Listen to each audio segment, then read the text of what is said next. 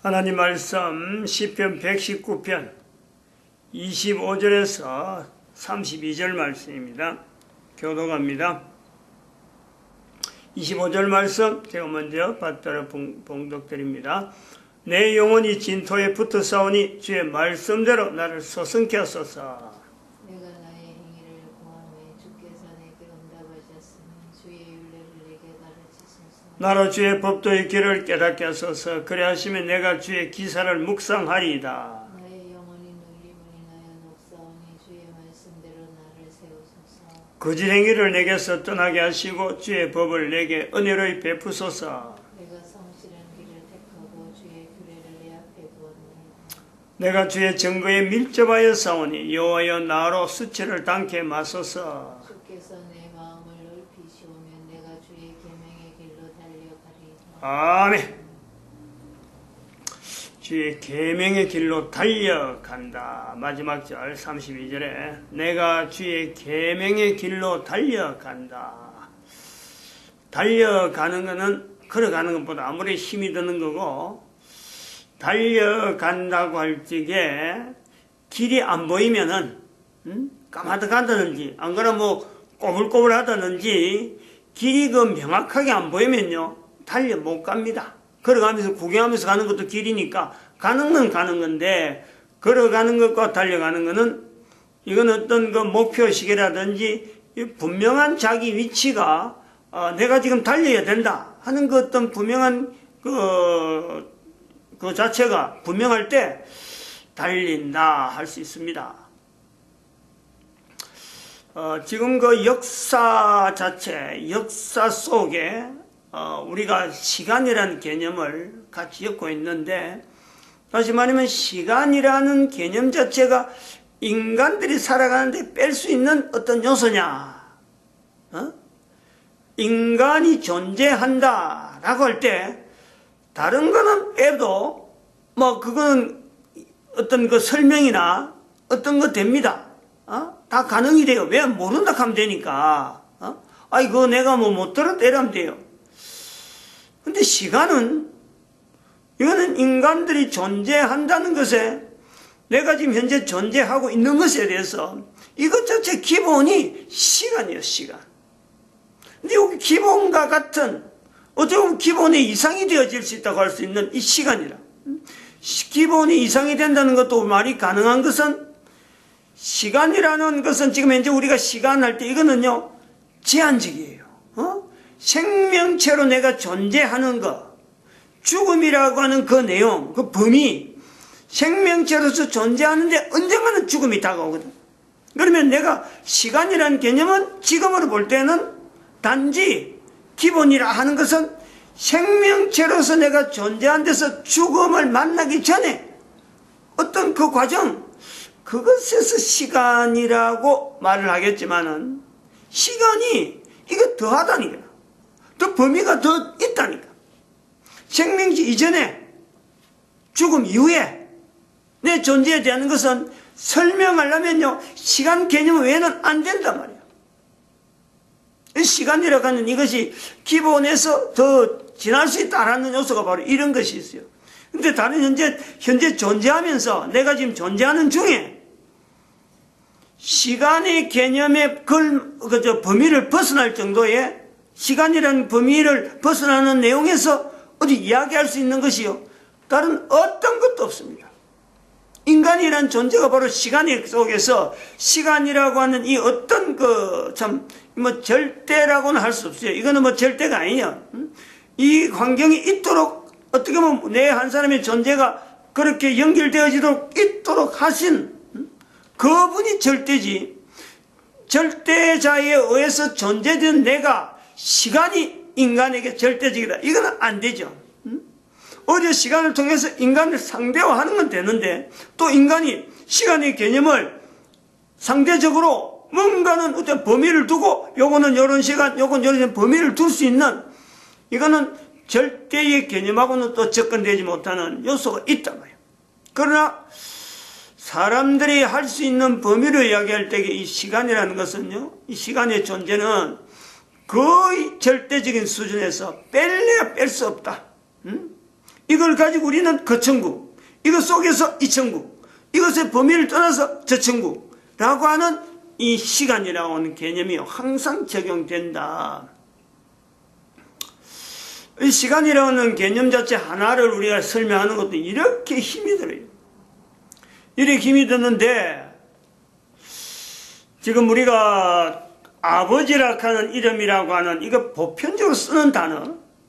그런데 이 보편적으로 쓰는 단어에 힘이 들어간 것은 한글을 쓰는 우리 한국 사람이니까 이걸 특별히 더 붙잡으려고 했고, 그리고 이것에 대한 범위를 둔 것도 역사시대니까 역사시대 전 인류가 아버지라는 개념은 다 있는데, 이 아버지라는 개념이 우리 좀 쓰고 있는 그 개념 자체를 쓰면서도 이게 도대체 어째서 이렇게 써야 되느냐, 이것이 안 쓰면 안 되냐 라고 할 때에 꼭 써야 되는데, 중요성에 대해서 예수님께서 가르친 분명한 하나의 표현이다. 예수님께서 아버지라, 우리로 하여금 하나님을 부를 때 아버지라 불러라 라고 하신 것에 대해서 우리는요, 이거는 시간의 개념은 몰라도, 모른다 해서 우리가 지난다 한다 하더라도 예수님께서 하나님을 호칭하는데 아버지란 호칭을 쓰도록 인간들에게 제공을 했다. 이거는 대단한 거예요. 어쨌든 대단한 거라고. 뭐로 비교할 수가 없습니다. 뭐로 비교할 수가 없어요.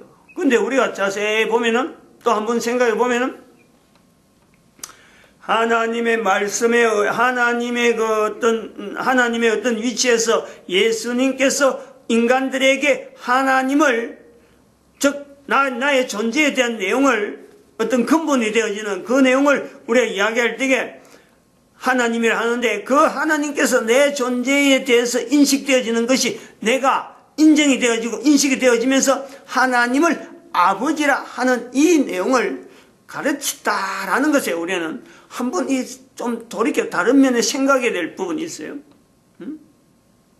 즉 가르치는 자와 배우는 자, 듣는 자가 아버지란 단어를 두고 서로 소통이 된다. 소통이.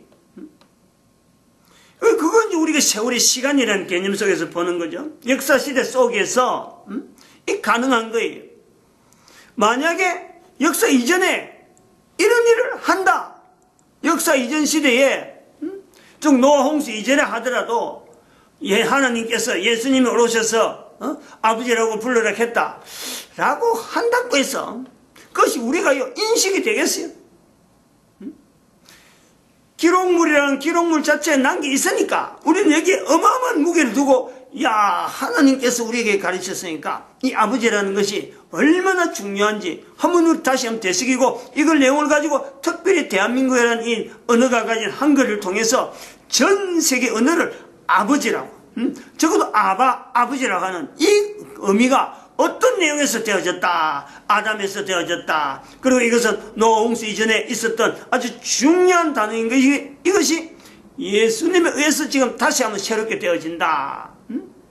즉 우리가 한글이 갖고 있는 이 어떤 특징 때문에 소리 나는 이것은 문자가 없어도 전달되어지는 것이기 때문에, 이 전달되는 과정에 아담이 썼던 언어인데 이것이 어떻게 전달되다가 대한민국 한쪽 끝에서 문화 자체가 단절된 상태에서 이게 보존될 수 있는 아주 특이한 위치가 있었기 때문에, 우리가 성경에도 기록하지 않았던, 즉 창세기 안에 창세기 1장 1절이나 창세기 1장이나 2장이나 3장이나 어디든지 기록이 안 돼요. 창세기에서 저 뒷부분에는 기록되지만,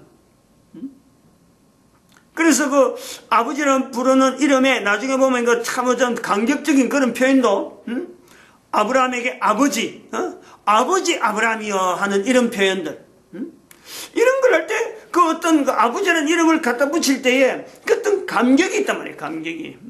마태복음에 아버지라고 할 때 하나님이 같이 따라오는 이런 내용에 아버지를 쓰는 것에서 감격이, 뭔가 모든 긴장감이 있는 이런 요소가 있는데, 우리 대한민국 사람들이 지금 현재 지금 우리가 얼마든지 쓰고 있는 이 단어를 가지고 전 세계 인류들에게 아버지의 의미를 바로 알려주면은 전 세계 사람들이 하나님에 대한 인식에 대해서 보다 다른 얼마나 영향이 있겠느냐 말이에요. 우리 대부분 사람들이 그렇잖아요.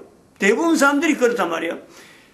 성경에 두고 하나님을 두고 이야기할 때에 하나님께서 이 성경에 여호와, 야훼 출애굽기에 있는, 즉 이스라엘 사람들에게 제한되어지는 여호와란 이름 앞에, 여호와란 이름을 불러진 것에서 이 이스라엘 사람들이 수천 년 동안 여호와란 이름을 쓸 수가 없어갖고 너무 귀하니까 못 써가지고 결국에는 신약에 들어와서 여호와란 이름 자체를 어떻게 호칭하는지조차 몰라갖고 워낙 안 쓰니까, 겁이 나서 안 쓰니까, 그래가지고 신약에 와서는요 사실은 여호와란 이름 자체를 안 써요. 못 쓰는 언어로 돼버렸어. 그만큼 귀하기 때문에, 중하기 때문에, 안 썼기 때문에 못 쓴 이 아버지 하나님에 대한 어떤 호칭을 예수님께서 여호와란 이름 대신에 아버지란 이름을 주기 때문에 우리는 이스라엘 사람들이 여호와를 불렀다. 나중에 611년 이후에 마호메트가 나타나서 알라란 이름을 두었다. 여호와란 이름이나 알라란 이름이나 대상은 같은 대상인데도 불구하고 여호와란 이름을 쓰는 것은 유대인들이고, 그것은 또 천주교에서부터 시작돼서 개신교로 되어지는 하나의 종교다. 이런 것은 벽이 돼버린 거예요. 근데 알라란 이름을 쓰면은 안 된다. 그래갖고 알라란 이름 쓰면은 이슬람. 그래서 이슬람하고 여호와란 이름을 쓰는 계층하고 적대관계, 이런 형태로 되어 있다는 거지. 이런 데서 우리가 벽을 넘을 수 있는 것은 하나님에 의해서, 즉 예수님의 하나님에 의해서 인간들에게 하나님에 대해서 유대인들이 부르는 하나님, 이슬람인들이 부르는 알라, 이거 전체를 엎어서 모든 사람들이 가지고 있는 언어, 누구든지 쓸 수 있는 언어, 그 아버지라는 단어를 가지고 하나님을 부를 수 있다고 예수님께서 공인을 해준 거 아니에요. 인정을 해준 거 아니에요. 이것이 거리가 있겠느냐.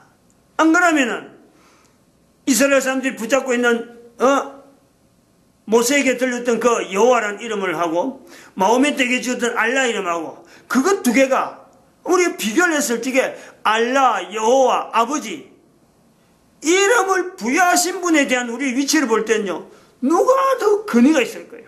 어느 언어가 더 근위가 있겠느냐는 거예요. 근데 그 근위 있는 언어를 대한민국 사람이 쓰고 있는 한글이라는 것을 담아서 전 세계에 나타내는데 우리가 주저할 이유가 없잖아요. 왜냐하면 한글밖에 없고 이것이 아담으로부터 내려오는 언어일 수가 있는 가장 신빙성 있고 가장 가까운 언어가 대한민국에 쓰고 있는 한글이라. 한글이 보존되어졌고 세계에서 유일한 언어일 수밖에 없는 이유도 이것이 아버지를 통해서, 아버지라는 단어 하나를 통해서 모든 사람의 입술을 통일시키는데 이것이 쓸 수 있겠다. 얼마든지 가능성이 있어요. 얼마든지. 그래서 빌립보서 2장 9절에서 11절 말씀은 우리는 대한민국 사람들은 한글이라는 요소를 쓰기 때문에 우리가요, 이건 아주 우리 국가의 한글의 어떤 그 표본처럼, 어떤 기준처럼 이 대한민국의 한글이 앞으로 전 세계에 나가서 나아갈 것이다. 왜? 모든 사람이 입으로 예수를 주라. 한 단어에 한 단어.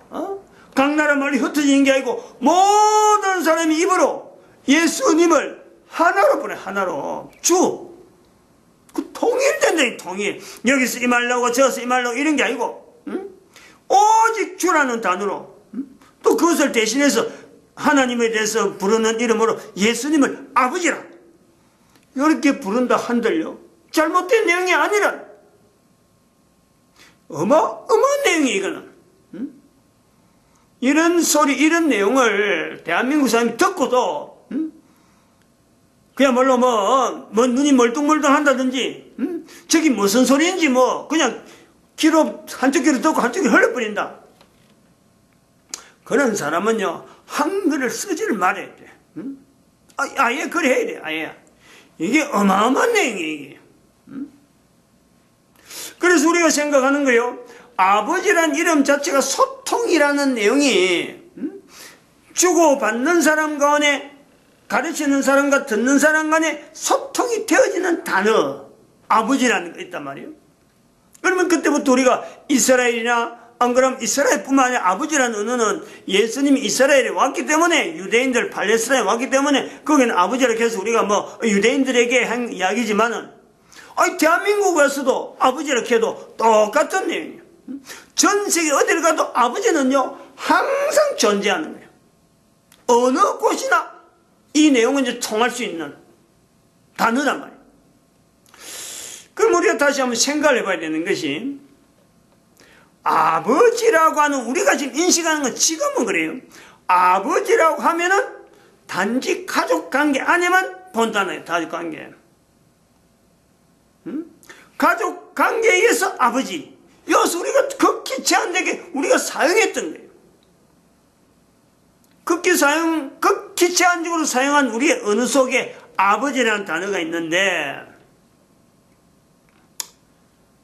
요것만 가지고 이제 의미 자체는 지금까지 한다고 하러 넘어간다 하더라도 창세기 6장 2절에 즉 역사 이전 시대에 있었던 가족관계에 준하는 우리가 지금 호칭하고 있는 아버지, 엄마, 아들, 딸 이런 단어들이 형성이 될 때 어떻게 형성될까? 아버지는 그런 의미가 있다. 그러면은 그래서 아버지를 통해서 가족이라는 개념 속에서 아버지가 호칭되는 거로 지금 거의 대부분 나라에서 모든 나라에서 그걸 받아들이는데 그것은 제한돼 그 이상 나가지는 않는단 말이에요. 근데 우리 한글은 그걸 통해서 전 인류를 통일시키는데 또 그러고 그것은 또한 하나님을 부르는데 이 사용될 수 있는 내용에서 우리가 지금요 보급시킬 수 있는 아주 절호의 어떤 내용으로 보고 있는데 대한민국 사람 아니면 이것은 기대를 할 수도 없어요. 근데 이제 그 가족 관계에 있는 아버지가 밖에 없느냐 이거지. 아버지를 쓸 때에 뭐 좀 그거에 대해서 엄마를 썼다, 아들을 썼다, 딸을 썼다. 엄마, 아버지, 딸, 아들 요 네 단위 같으면 가족이 전체가 다 가족 구성에서요. 이거는 뭐 더 이상 다른 단어가 나올 수 없는 요소가 있단 말이에요. 근데 아버지를 쓸 때에 엄마가 있고 아들이 있고 딸이 있어서 아버지를 썼느냐? 그럼 아버지가 나중에 후대에 왔느냐? 안 그러면은 아버지가 먼저 있고 엄마가 나중에 오고 아들 쓰고 딸을 썼느냐? 어떤 관계를 나타내기 위해서 썼느냐? 가족 관계를 나타내기 위해서 아버지를 썼고 엄마를 썼고 아들을 썼고 딸을 썼느냐? 이런 걸 한번 우리가 고려를 해봐야 돼요. 왜냐하면 소통이 되고 말이 언어가 형성이 되었다. 그래서 그걸 문자로 기록됐다는 개념에는요. 이게 세월이 처음에 쓸 때하고 처음에 사용을 하는 사람이 있었고 그 하는 사람을 말을 받아서 나도 그렇게 알아듣겠다. 나도 그러면 그 말을 갖고 나도 그걸 받아서 그럴 때 쓰는구나. 그래서 한 번 쓰고 두 번 쓰고 서로 간에 의사가 소통되어지면서 이게 두 사람, 네 사람, 여덟 사람 이런 식으로 여러 사람이 쓰면서 그런 말이 있어. 그러면 그럴 때는 그런 말 쓰는갑다 하고 받아들이는 이 형성되는 과정이 있거든. 처음엔 소리나는 단어가 되지만은 두 번째는 이 소리나는 말을 갖고 제3의 처음에 말하는 사람이 있고 듣는 사람이 있다. 그 다음에 또 제3자에게 넘겨가는 또 과정이 있다. 요래 되면서 이것이 문자가 없어도 소통이 되다가 문자가 있으니까 그거는 이렇게 그렇게 나오는 소리는 이렇게 하면 적어보자. 이렇게 하면 적어보자. 그렇게 해서 문자로 나오는 거예요. 그러면은 말이 그렇게 표현할 때하고 이것이 문자로 기록될 때는요. 이게 어마어마한 시간적인 즉 역사라고 하는 이 개념에서 역사 자체가 시간적으로 어마어마하게 흘러 이거를 어느 정도에서 이걸 압축해서 야 그거 몇 년 전에 그런 말이 나오기 시작했는데 그렇게 문자로 된 때까지 얼마나 걸려? 문자가 되어지는 수많은 문자에 각 나라에 있었던 수많은 단어들이 전부 다 그렇게 형성되는데 어떤 한 단어를 두고 야 그거 언제쯤 그 형성됐을 거야 할 수 있는 내용이 아무데 없어요. 여기 시간하고 관계되는 역사 속에 나타난 여러 가지 우리가 혀 쓰고 있는 단어, 역시 단어는 역사는 단어가 있으므로 역사인데 결국 역사가 있다는 것은 문자가 많이 소통이 돼야만이 역사적인 시간을 문자로서 기록되어지는 내용이 있다는 거예요. 그러면 역사 이전 시대를 우리가 노아 홍수를 우리가 기점을 해서 우리가 볼락하는데 아버지라는 이름도 없는 시대에서 아들과 딸을 이야기하는 그 어떤 가족 관계에서 쓸 수 있는 단어를 아들을 쓸 때하고 딸을 쓸 때하고 위치가 아들은 하나님과 연결될 때 아들을 썼고 딸을 이야기할 때는 사람을 이야기할 때 딸을 썼다. 그럼 이런 내용이 오늘 우리가 쓰고 있는 가족 관계에 아버지, 엄마, 아들, 딸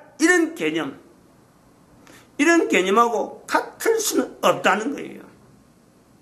변천이 되는 거죠. 변화. 분명히 달라진 거예요. 처음 사용할 때에 나올 때 그 어떤 용도하고 두고 세월이 지나서 달라지는 용도의 변형. 우리가 이 인지를 아들 대신에 다른 말로 갖고 였으면은 우리가 그 말 가지고 지금 아들 대신에 다른 내용이 있었다면 그 말 가지고 지금은 우리는 그거 가족관계 나타날 때에 딸하고 대칭되는 어떤 위치에 불러지는 이름 또 다른 말로 우리가 인식이 되어질 수밖에 없어요. 근데 지금 전 세계 사람들은 아버지라는 이름을 통해서 우리는요 어느 나라 어느 그 환경에서나 아버지 엄마 딸 아들은요 이 관계 내게는 이게 변동이 없어요.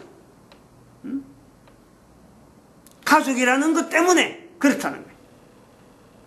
그런데 가족에 비춰야 될 이 아들과 딸의 내용이 역사 이전 시대에 하나님의 아들로 연결되어지고 사람의 딸로 연결되어지는 이 표현을 통해서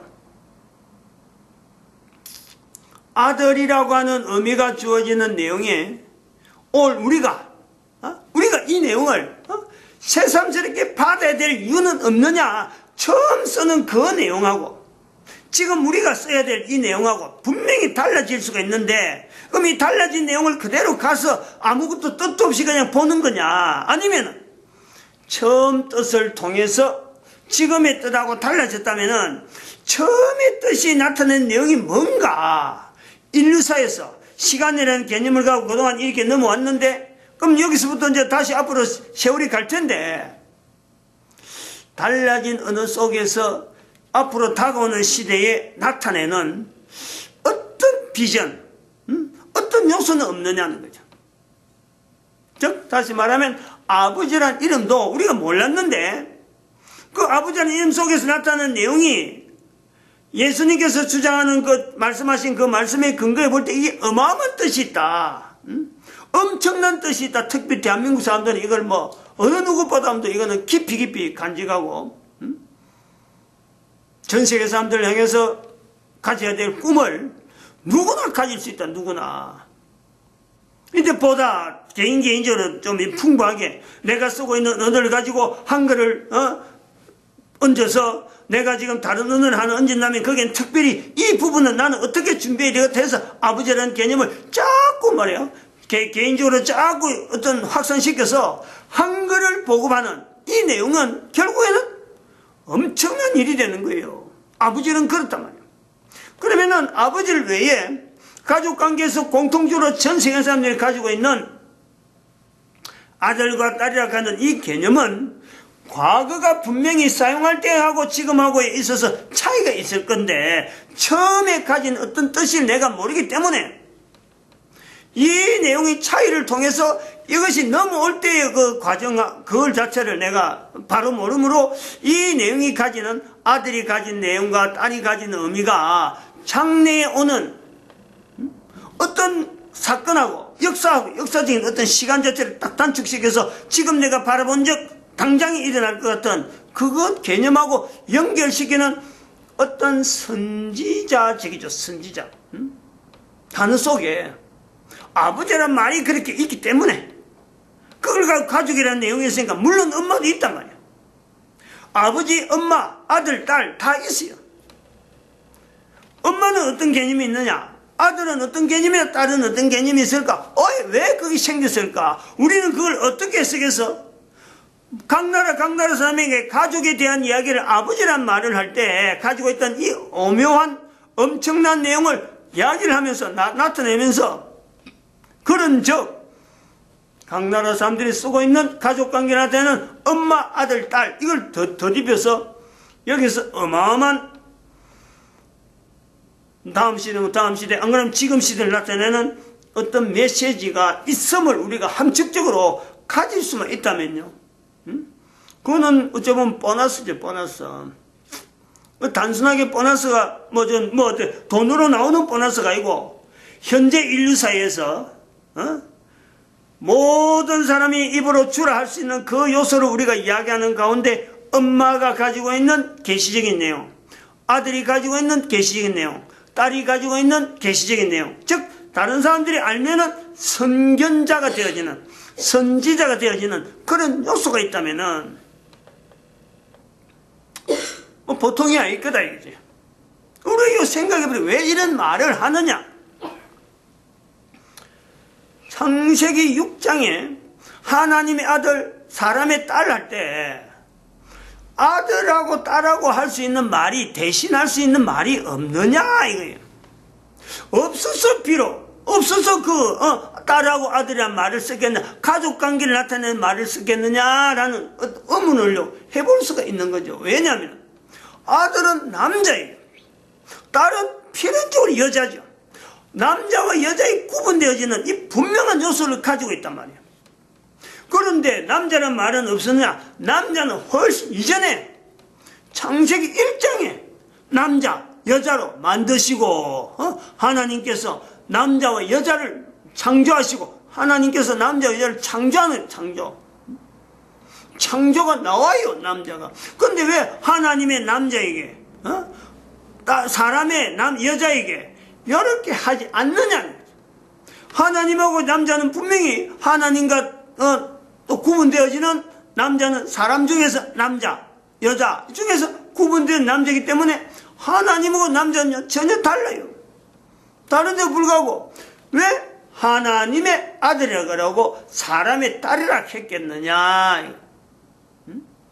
말이 없어서 비슷한 말로 하려고 하면 얼마나 쓸 수 있는데 어떻게 굳이 오랜 세월이 지나서 그 의미를 그 당시에 쓰고 있던 의미가 언어가 되어졌을 적에 아들이란 말이 구태여 들어가야 되고 딸이란 말이 기어코 들어가야 되는 이유가 뭐냐? 그러면 여기가 우리가 선지자적인 당시의 상황에 있었던 어떤 상황을 어떤 내용의 이 표현을 하기 위해서 나타낸다면은 그것을 지금 알면은요, 그때 말한 내용이 지금의 우리가 볼 때 이런 뜻이 있었구나, 이렇게 상황이 연결되구나, 그러면은 지금으로부터 앞으로 되어지는 것을 우리가 비춰볼 수 있는 요소가 있단 말이에요. 이런 것을 평행이론이라고 하죠. 평행이론. 일종의 그 역사 시대는요, 역사 이전 시대 내용이기 때문에 지금 사실은 이게 우리가 상세한 내용이 아들을 왜 였다, 딸을 왜 였다 이런 말이 기록이 안 됐으니까 이게 평행이론을 들어갈 수 없지만은 억지라도 평행이론 쪽으로 집어연락하는 이 내용이 있는데, 역사는 틀림없이 역사는 필연적으로 평행이론이 나타날 수밖에 없다는 거예요. 대한민국에 있는 수많은 과거의 역사가 현재하고 분명히 연속적인 내용에 과거의 내용이 출연하는 사람은 다르고 어떤 환경은 다르고 주제는 다르더라도 그 내용 그대로 지금도 개인이 가정에서 계속 일어나니까 우리 역사가 똑같은 내용이 과거에 있었던 그 사건의 의미가 지금도 계속해서 나올 수 있는 요소가 있다. 그러면 대한민국 역사가 있다면은 성경에 있는 이런 내용을 가지고 가족관계에 있는 내용을 모든 사람의 가정에, 전 세계 인류의 가정에 아버지라는 이 개념을 가지고 동일하게 처음에 나타났던 아담이 가졌던 그 정신의 의미를 가지고 한글을 쓴 사람들이 각 나라 사람들이 알릴 때에 아들을 썼던 이유, 딸을 썼던 이유, 그 내용을 적용하는 것은요, 이거는 똑같이 적용되는 거예요. 이게 평행이론이에요. 역사는 반드시 평행이론의 근거를 두고 평행이라는 이 내용을 두고 역사라는 이 자체를 받아들이는 우리 인류 전체의 어떤 흔적이 있단 말이에요. 그거 없으면요, 역사를 우리가 이야기할 필요가 없어요. 앞에 있었던 거 아무리 이야기해도 그거 지금에 아무 필요 없다 그러면요, 역사에 대해서 의미가 없는 거예요. 역사는 반드시, 과거의 역사는 지금도 다시 일어나는, 왜 인간 사회니까요. 모든 인간 사회가 다 적용받는 거예요. 이 내용을 갖고 우리가요, 가장 비싸게 접근해 볼 수 있는 것이 사람의 인체 부분이에요. 인체.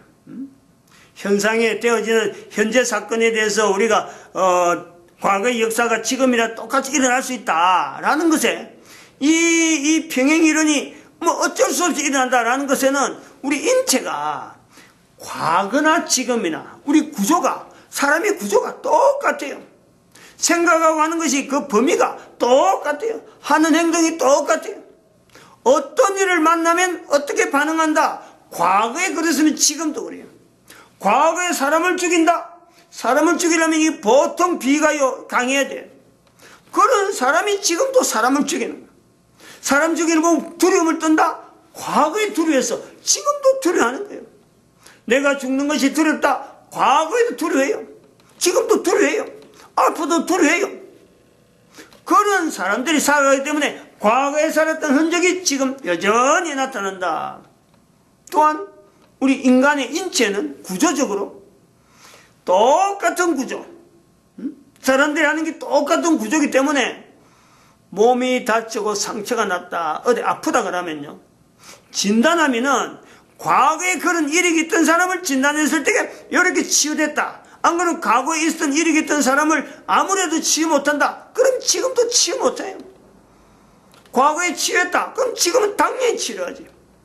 과거에 치유 못했는데 어느 날에 새로운 어떤 기술이 발달해서 거기서 치유가 가능했다. 그러면요, 그 이후로부터 가능한 거예요. 왜? 사람이 똑같으니 그렇지. 아니, 사람이 100년 전에 태어난 사람하고 200년 전에 태어난 사람하고 이게 1000년 전에 태어난 사람의 구조가 다르면요, 어림도 없어. 이것도 사람의 병에 나타나는 내용을요, 고칠 수 없어요. 병이란 말도 안 나와요. 이런 요소가 있다는 거예요. 그래서 이럴 때 우리가 이 가지고 있는 현재의 정보 자체에 제한된 정보에서 제한돼서 우리가 미래를 나간다. 미래를 나가는데 이 미래에 대해서 어떻게 대응하느냐. 항상 우리 인간은요, 과거라고 하는 이력이 있기 때문에 과거 이력 자체가 없으면은 사실은 미래도 내가 걱정 안 해요.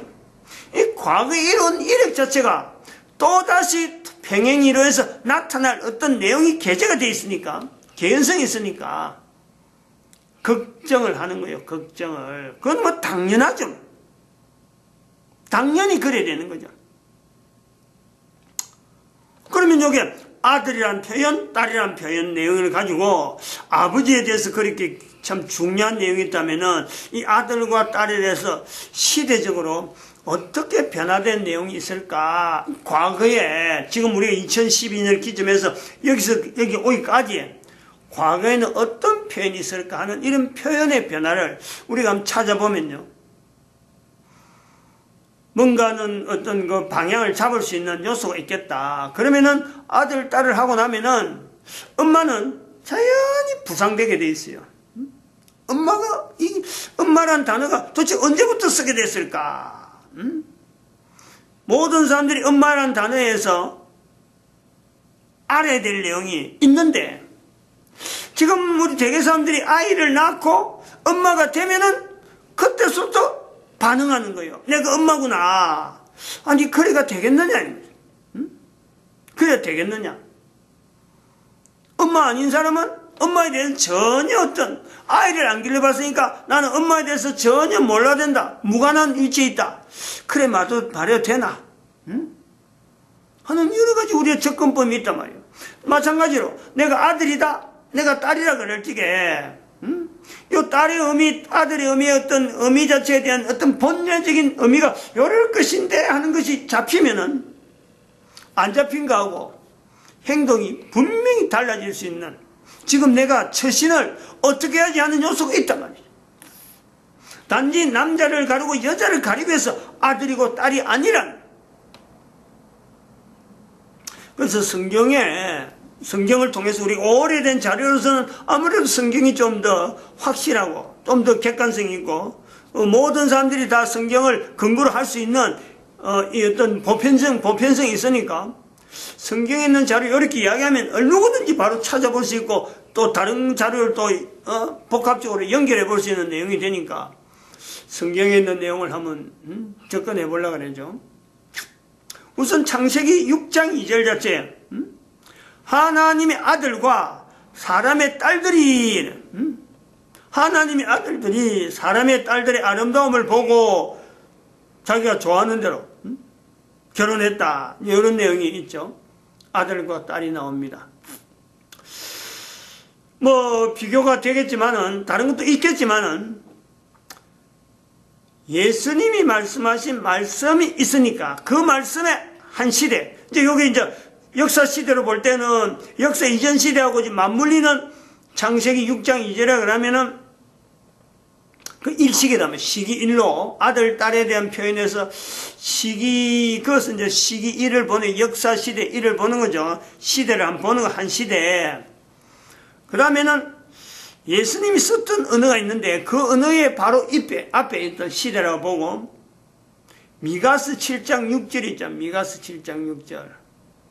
조금 그 표현 자체가 그 가정을 두고 하는 건데 좋지 않는 거예요. 표현이 뭐냐면은 미가스 7장 6절에 아들이 아비를 멸시한다 이러죠. 아들이 아비를 멸시한다. 딸이 어미를 대적한다. 딸이 어미를 대적한다. 며느리가 시어미를 대적한다. 그리고 마지막 부분에 원수가 사람의 원수가 자기 집안의 식구다. 자기 집안의 식구다. 한 집안에 아버지와 아들의 반목, 한 집안에 엄마와 딸의 반목, 한 집안에 시어머니와 며느리의 반목이 동시에 나타나기 때문에 그 집안이 온 집안이 풍지박산이다, 그런 집안이 뭐 콩가루 집안이다 라고 하는 게 아닙니다. 분명히 그는 그렇잖아요. 아들이 아버지와 반목하는 집안 있을 수가 있죠. 엄마와 딸이 반목하는 집안, 가정 있을 수가 있어요.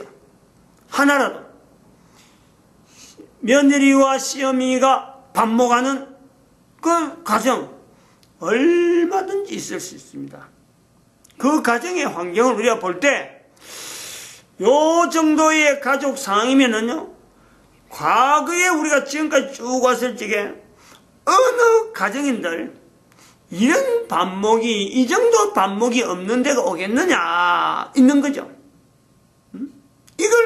이런 걸 두고 뭐 가정 자체는 완벽한데 뭐 이런 거 정도는 그냥 지나가는 하나의 해프닝이다, 해프닝. 그게 넘어온 거예요, 지금까지.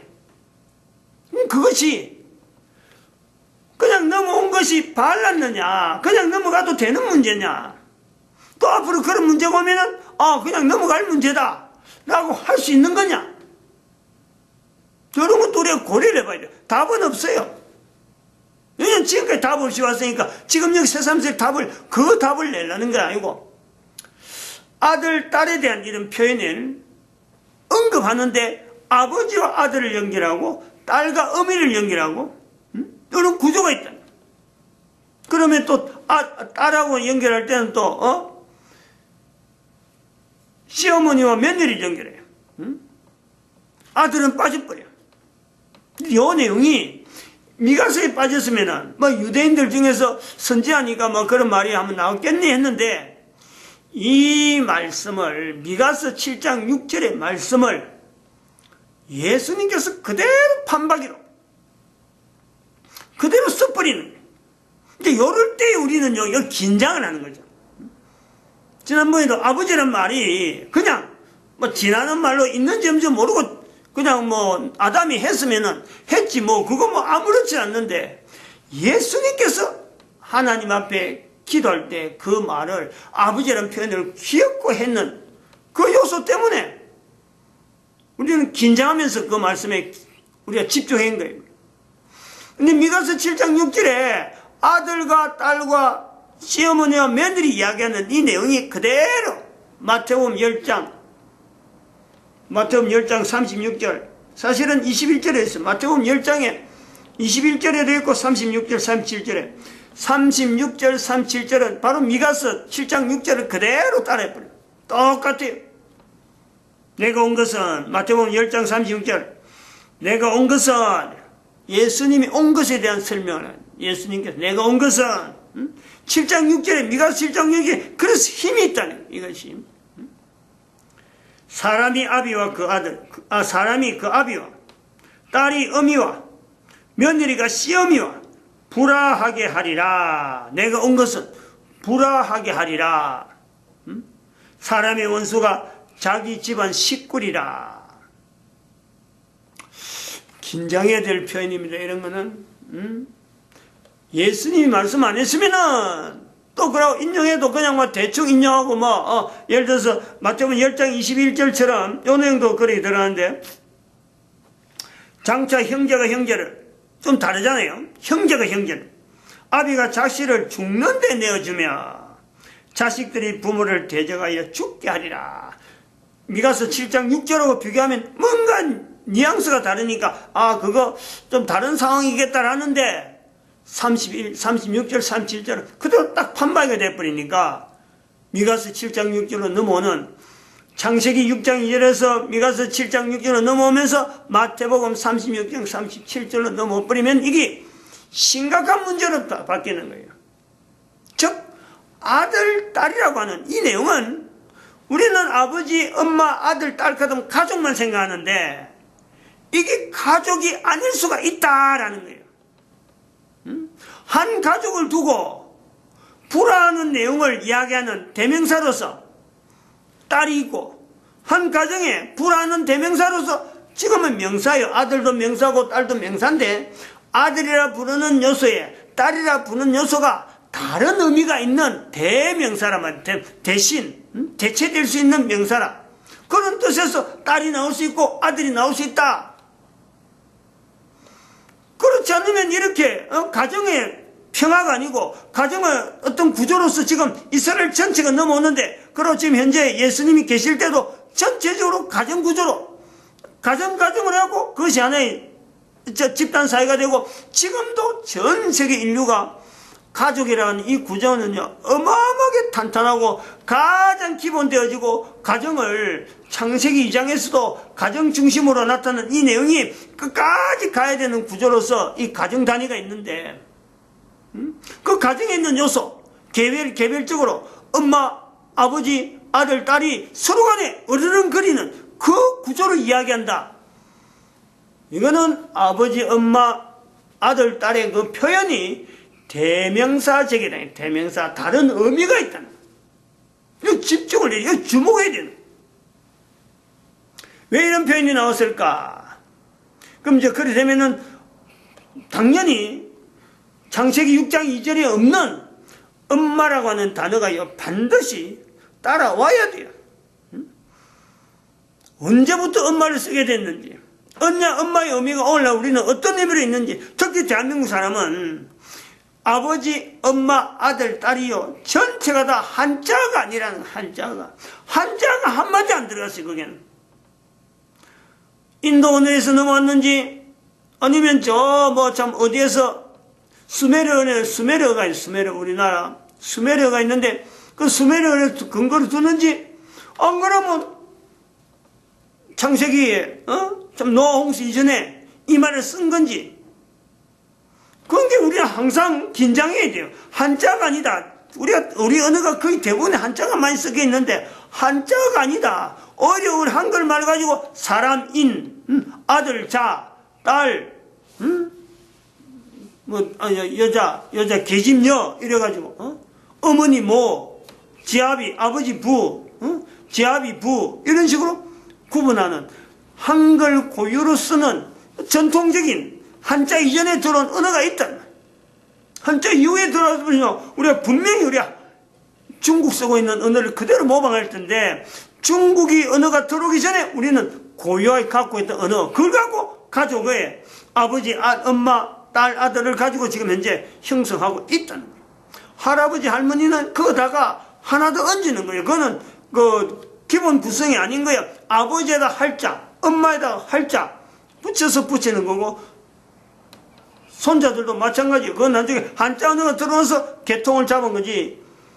기본 구성에 있어서 아버지, 엄마, 아들, 딸은요, 이거는 한자가 들어오기 전에 우리 사회가 기본적으로 가지고 있던 가족관계의 아주 기본적인 요소라. 오늘 여기까지 하겠습니다. 마치겠습니다. 기도드립니다. 할렐루야. 함께 하심에 감사합니다.